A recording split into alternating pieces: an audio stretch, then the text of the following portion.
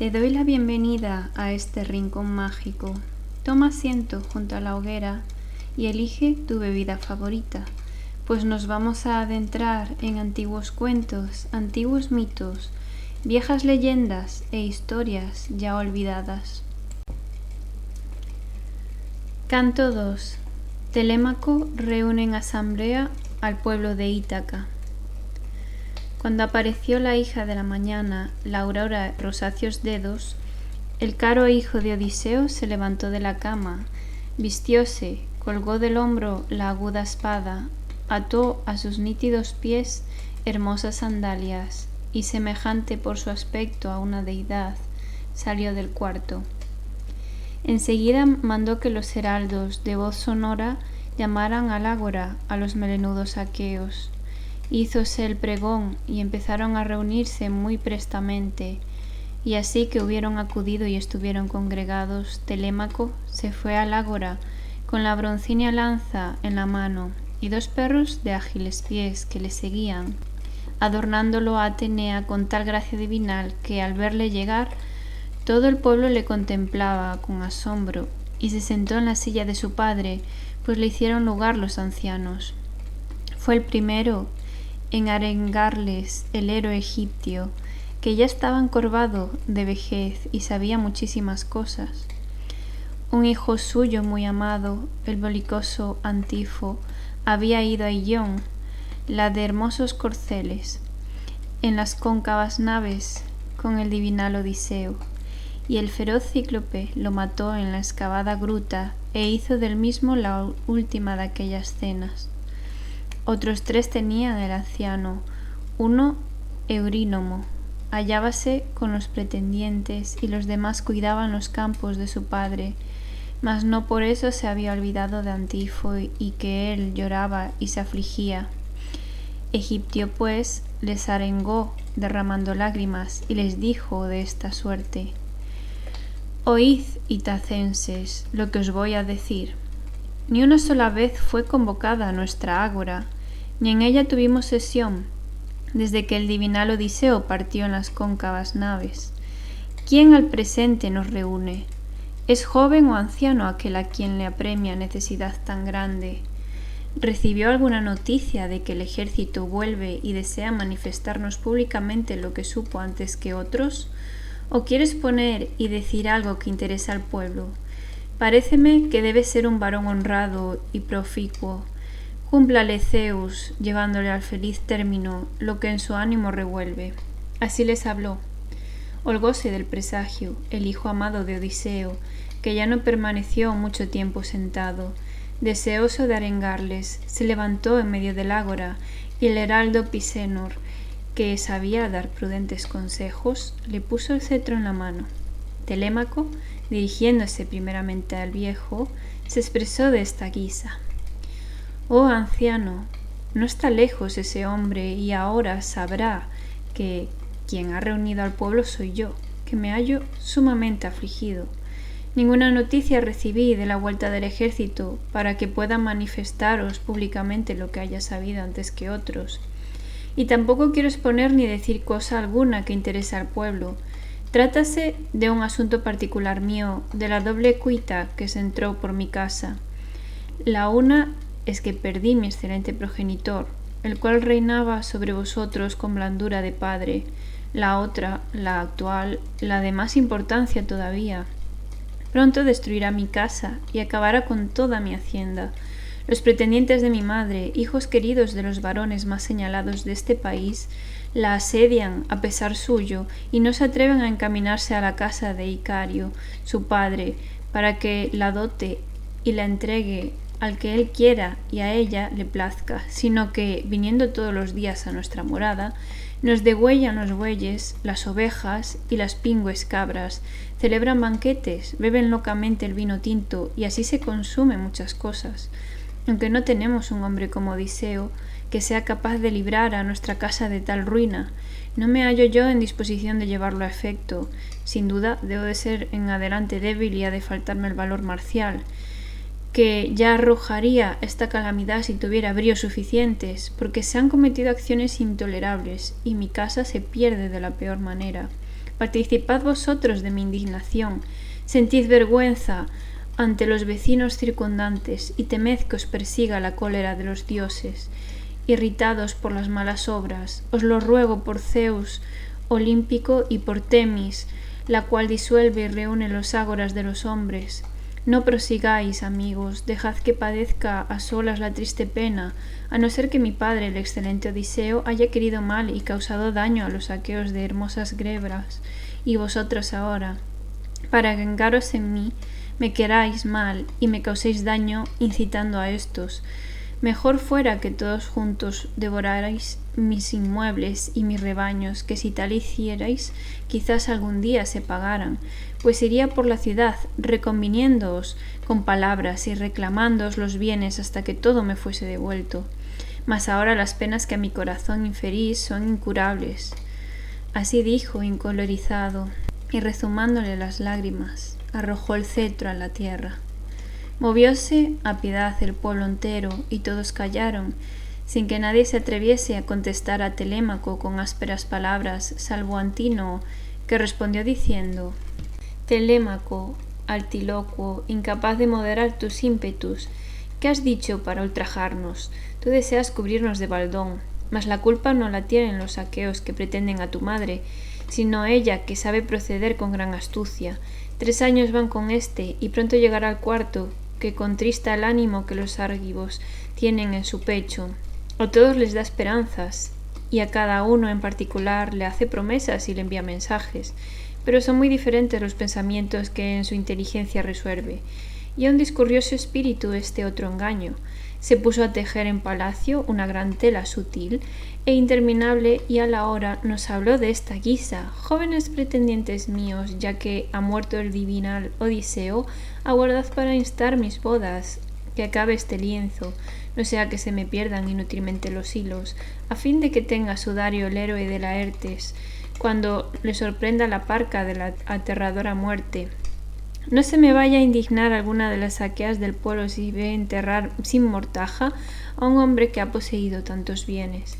Así dijo, y nuestro ánimo generoso se dejó persuadir. Desde aquel instante pasaba el día labrando la gran tela, y por la noche, tan luego como se alumbraba con las antorchas, deshacía lo tejido. De esta suerte logró ocultar el engaño, y que sus palabras fueran creídas por los aqueos durante un trienio. Mas así que vino el 4.º año y volvieron a sucederse las estaciones, nos lo reveló una de las mujeres, que conocía muy bien lo que pasaba, y sorprendímosla cuando destejía la espléndida tela. Así fue como, mal de su grado, se vio en la necesidad de acabarla. Oye, pues, lo que te responden los pretendientes, para que lo alcance tu ingenio y lo sepan también los aqueos todos. Haz que tu madre vuelva a su casa, y ordénale que tome por esposo a quien su padre le aconseje y a ella le plazca. Y se atormentare largo tiempo a los aqueos, confiando en las dotes que Atenea le otorgó en tal abundancia, ser diestra en labores primorosas, gozar de buen juicio y valerse de astucias que jamás hemos oído decir que conocieron los anteriores aqueas, Tiro, Alcmena y Micene, la de hermosa diadema, pues ninguna concibió pensamientos semejantes a los de Penelopea. No se habrá decidido por lo más conveniente, ya que tus bienes y riquezas serán devorados mientras sigas con las trazas que los dioses le infundieron en el pecho. Ella ganará ciertamente mucha fama, pero a ti te quedará tan solo la añoranza de los copiosos bienes que hayas poseído, y nosotros ni volveremos a nuestros negocios ni nos llevaremos a otra parte, hasta que Penelopea no se haya casado con alguno de los aqueos. Contestóle el prudente Telémaco: Antínoe, no es razón de que eche de mi casa contra su voluntad a la que me dio el ser y me ha criado.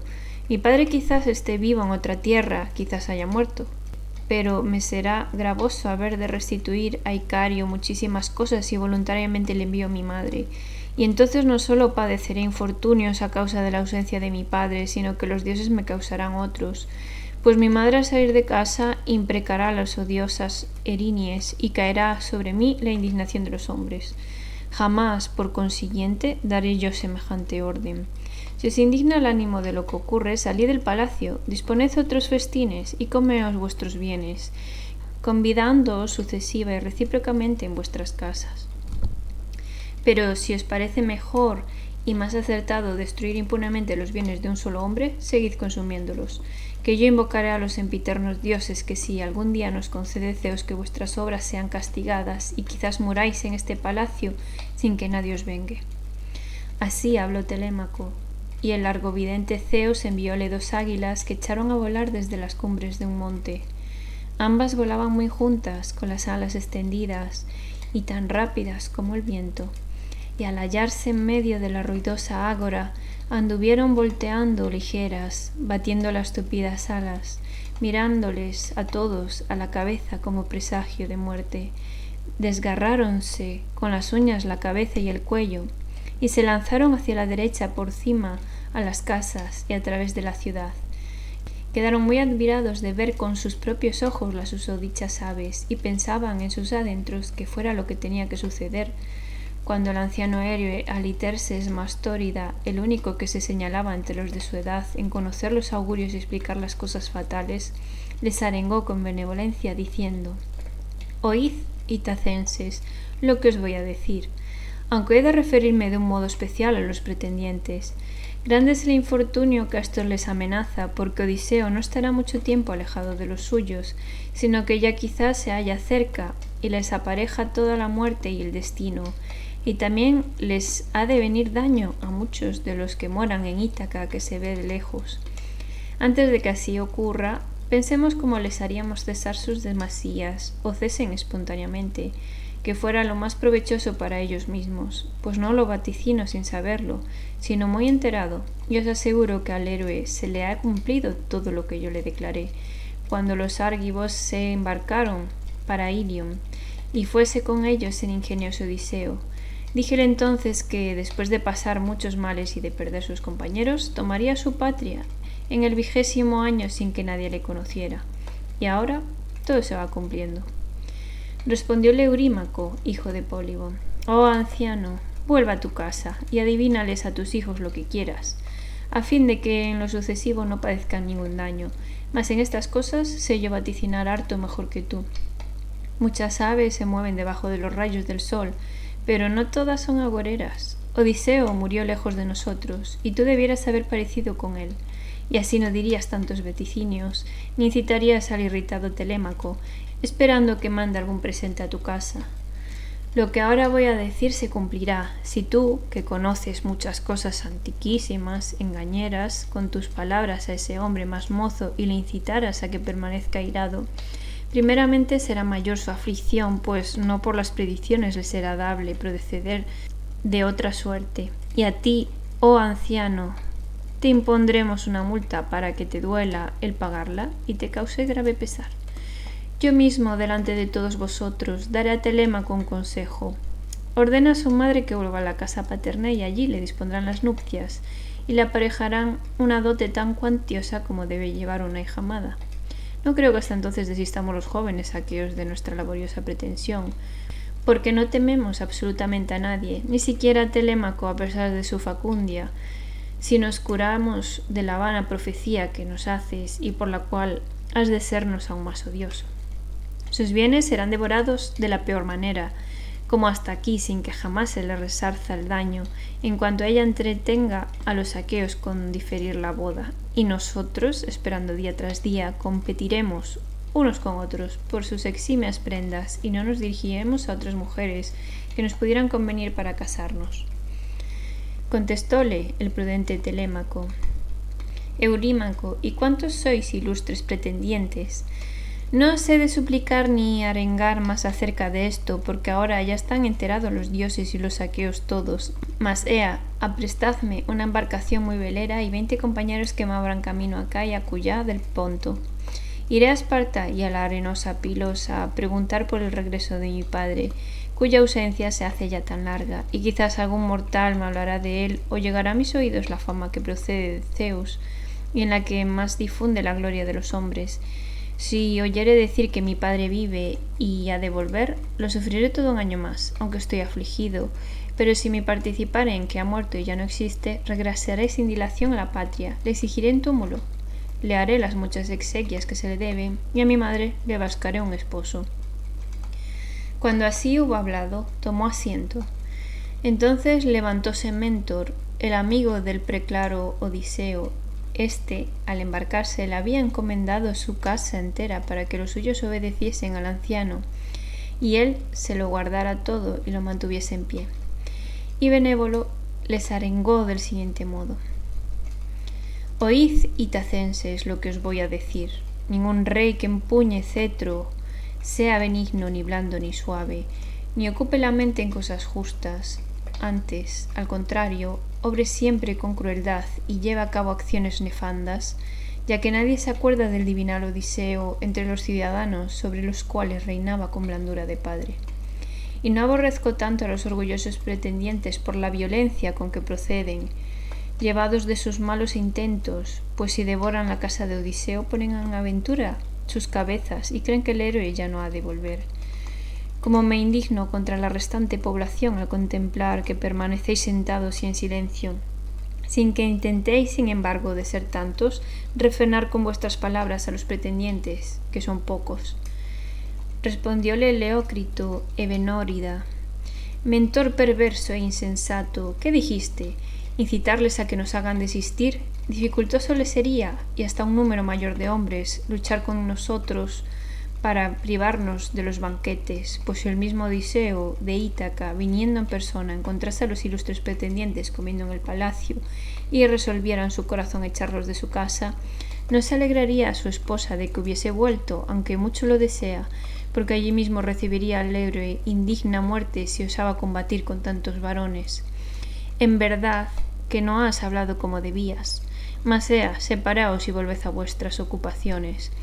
Mentor y Aliterses, que siempre han sido amigos de Telémaco por su padre, le animarán para que emprenda el viaje, pero se me figura que, permaneciendo quieto durante mucho tiempo, oirá en Ítaca las noticias que vengan, y jamás hará semejante viaje. Así dijo, y al punto disolvió el ágora. Dispersáronse todos para volver a sus respectivas casas, y los pretendientes enderezaron su camino a la morada del divinal Odiseo. Telémaco se alejó hacia la playa, y después de lavarse las manos en el espumoso mar, oró a Atenea diciendo: Óyeme, oh numen, que ayer viniste a mi casa, y me ordenaste que fuese en una nave por el obscuro Ponto, en busca de noticias de regreso de mi padre, cuya ausencia se hace ya tan larga. A todos se oponen los aqueos, y en especial los en mal hora ensoberbecidos pretendientes. Así dijo rogando. Acercósele Atenea, que había tomado el aspecto y la voz de Mentor, y le dijo estas aladas palabras: Telémaco, no serás en lo sucesivo ni cobarde ni imprudente, si has heredado el buen ánimo de tu padre tenía para llevar a su término acciones y palabras. Si así fuere, el viaje no lo harás en vano, ni quedará por hacer. Mas si no eres hijo de aquel y de Penelopea, no creo que llegues a efectuar lo que anhelas. Contados son los hijos que se asemejan a sus padres, los más salen peores, y tan solamente algunos los aventajan. Pero tú, como no serás en el futuro ni cobarde ni imprudente, ni falta del todo la inteligencia de Odiseo, puedes concebir la esperanza de dar fin a tales obras. No te dé cuidado, pues, lo que resuelvan o mediten los insensatos pretendientes, que éstos no tienen cordura ni practican la justicia, y no saben que se les acerca la muerte y la negra parca para que todo acabe en un mismo día. Ese viaje que anhelas no se diferirá largo tiempo. Soy tan amigo tuyo por tu padre que aparejaré una velera nave y me iré contigo. Vuelva a tu casa, mézclate con los pretendientes y ordena que se dispongan provisiones en las oportunas vasijas, echando el vino en ánforas y la harina, que es la sustentación de los hombres, en fuertes pellejos, y mientras tanto juntaré, recorriendo la población, a los que voluntariamente quieran acompañarte. Muchas naves hay, entre nuevas y viejas, en Ítaca, rodeada por el mar. Después de registrarlas, elegiré para ti la que sea mejor, y luego que esté equipada, la entregaremos al anchuroso Ponto. Así habló Atenea, hija de Zeus, y Telémaco no demoró mucho tiempo después de que hubo escuchado la voz de la deidad. Fuese a su casa con el corazón afligido, y halló a los soberbios pretendientes que desollaban cabras y acababan puercos cebones en el recinto del patio. Entonces Antino, riéndose, salió al encuentro de Telémaco, le tomó la mano y le dijo estas palabras: Telémaco, altilocuo, incapaz de moderar tus ímpetus, no resuelvas en tu pecho malas acciones o palabras, y come y bebe conmigo, como hasta aquí lo hiciste. Y los aqueos te prepararán todas aquellas cosas, una nave y remeros escogidos, para que muy pronto vayas a la divina Pilos en busca de nuevas de tu ilustre padre. Replicóle el prudente Telémaco: Antino, no es posible que yo permanezca callado entre vosotros tan soberbios y coma y me regocije tranquilamente. ¿Acaso no basta que los pretendientes me hayáis destruido muchas y excelentes cosas mientras fui muchacho? Ahora que soy mayor y sé lo que ocurre, escuchando lo que los demás dicen, y crece en mi pecho el ánimo, intentaré enviaros las funestas parcas. Sea acudiendo a Pilos, sea aquí en esta población, pasajero me iré, y no será infructuoso el viaje de que hablo, pues no tengo nave ni remadores, que sin duda os apareció más conveniente que así fuera. Dijo y desasió fácilmente su mano de la de Antino. Los pretendientes que andaban preparando el banquete dentro de la casa se mofaban de Telémaco y le zaherían con palabras, y uno de aquellos jóvenes soberbios habló de esta manera: Sin duda piensa Telémaco cómo darnos muerte. Traerá valedores de las arenosas Pilos de Esparta, tan vehemente en su deseo, o quizá intente ir a la fértil tierra de Efira, para llevarse drogas mortíferas y echarlas luego en la cratera, a fin de acabar con todos nosotros. Y otro de los jóvenes soberbios repuso acto continuo: ¿Quién sabe si después de partir en la cóncava nave morirá lejos de los suyos vagando como Odiseo? Mayor fuera entonces nuestro trabajo, pues repartiríamos todos sus bienes y daríamos esta casa a su madre y a quien la desposara, para que en común la poseyesen. Así decían. Telémaco bajó a la anchurosa y elevada cámara de su padre, donde había montones de oro y de bronce, vestiduras guardadas en arcas y gran copia de olorosos aceites.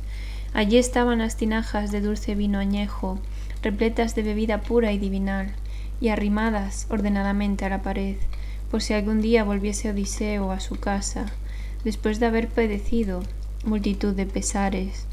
La puerta tenía 2 hojas sólidamente adaptadas y sujetas por la cerradura, y junto a ella hallábase de día y de noche, custodiando todo con precavidamente, una despensera, Euriclea, hija de Ops, Pisenórida. Entonces Telémaco la llamó a la estancia y le dijo: Ama, ea, ponme en ánforas dulce vino, el que sea más suave después del que guardas para aquel infeliz, esperando siempre que vuelva Odiseo del linaje de Zeus por haberse librado de la muerte y de las parcas. Llena 12 ánforas y ciérralas con sus tapaderas. Aparta también 20 medidas de harina de trigo y échalas en pellejos bien cocidos. Tú sola lo sepas. Esté todo aparejado y junto, pues vendré por ello al anochecer, así que mi madre se vaya arriba a recogerse, que quiero hacer un viaje a Esparta y a la arenosa Pilos, por si logro averiguar o oír algo del regreso de mi padre. Así habló, echóse a llorar su ama Euriclea, y suspirando, díjole estas aladas palabras: Hijo amado, ¿cómo te ha venido a la mente tal propósito? ¿A dónde quieres ir por apartadas tierras, siendo unigénito y tan querido? Odiseo, del linaje de Zeus, murió lejos de la patria en un pueblo ignoto. Sé que partas, estos maquinarán cosas inicuas para matarte en algún engaño y repartirse después todo lo tuyo. Quédate aquí cerca de tus bienes, que nada te obliga a padecer infortunios yendo por el estéril Ponto, ni a vagar de una parte a otra. Contestóle el prudente Telémaco: Tranquilízate, ama, que esta resolución no se ha tomado sin que un dios lo quiera, pero júrame que nada dirás a mi madre hasta que transcurran 11 o 12 días, o hasta que la aqueje el deseo de verme o oiga decir que he partido, para evitar que llore y dañe así su hermoso cuerpo. Así dijo, y la anciana prestó el solemne juramento de los dioses. En acabando de jurar, ella, sin perder un instante, envasó el vino en ánforas y echó la harina en pellejos bien cocidos, y Telémaco volvió a subir y se juntó con los pretendientes. Entonces Atenea, la deidad de ojos de lechuza, ordenó otra cosa. Tomó la figura de Telémaco, recorrió la ciudad, Habló con distintos varones y les encargó que al anochecer se reunieran junto al barco. Pidió también una velera nave al hijo preclaro de Fronio, a Noemón, y éste se la cedió gustoso. Púsose el sol y las tinieblas ocuparon todos los caminos. En aquel instante la diosa echó al mar la ligera embarcación y colocó en la misma cuantos aparejos llevan las naves de muchos bancos. Condújola después a una extremidad del puerto, juntáronse muchos y excelentes compañeros, y Atenea los alentó a todos. Entonces Atenea, la diosa de ojos lechuza, ordenó otra cosa. Fuese al palacio del divinal Odiseo, infundióles a los pretendientes dulce sueño, les entorpeció la mente en tanto que bebían, e hizo que las copas les cayeran de las manos. Todos se apresuraron a irse por la ciudad y acostarse, pues no estuvieron mucho tiempo sentados desde que el sueño les cayó sobre los párpados. Y Atenea, la de ojos lechuza, que había tomado la figura y la voz de Mentor, dijo a Telémaco, después de llamarla fuera del cómodo palacio: Telémaco, tus compañeros de hermosas grebas ya se han sentado en los bancos para remar y solo esperan tus órdenes. Vamos, y nos tardemos en comenzar el viaje. Cuando así hubo hablado, Palas Atenea echó a andar aceleradamente, y Telémaco fue siguiendo las pisadas de la diosa. Llegaron a la nave y al mar, y hallaron en la orilla a los melenudos compañeros. Y el esforzado y divinal Telémaco les habló, diciendo: Venid, amigos, y traigamos los víveres, que ya están dispuestos y apartados en el palacio. Mi madre nada sabe, ni las criadas tampoco, a excepción de una, que es la única persona a quien se lo he dicho. Cuando sí hubo hablado, se puso en camino y los demás le siguieron. Enseguida se lo llevaron todo, y lo cargaron en la nave de muchos bancos, como el amado hijo de Odiseo le tenía ordenado. Al punto embarcóse Telémaco, precedido por Atenea, que tomó asiento en la popa, y él a su lado, mientras los compañeros soltaban las amarras y se acomodaban en los bancos. Atenea, la de ojos de lechuza, envió ese próspero viento, el fuerte céfiro que resonaba por el vinoso Ponto. Telémaco exhortó a sus compañeros mandándoles que aparejaran las jarcias, y su amonestación fue atendida. Izaron el mástil de abeto, lo metieron en el travesaño, lo ataron con sogas y al instante descogieron la blanca vela con correas bien torcidas. Hinchó el viento la vela y las purpúreas olas resonaban grandemente en torno de la quilla, mientras la nave corría siguiendo su rumbo. Así que hubieron atado los aparejos a la veloz nave negra, levantaron cráteras rebosantes de vino e hicieron libaciones a los sempiternos inmortales dioses, y especialmente a la hija de Zeus, la de ojos de lechuza, y la nave continuó su rumbo toda la noche y la siguiente aurora.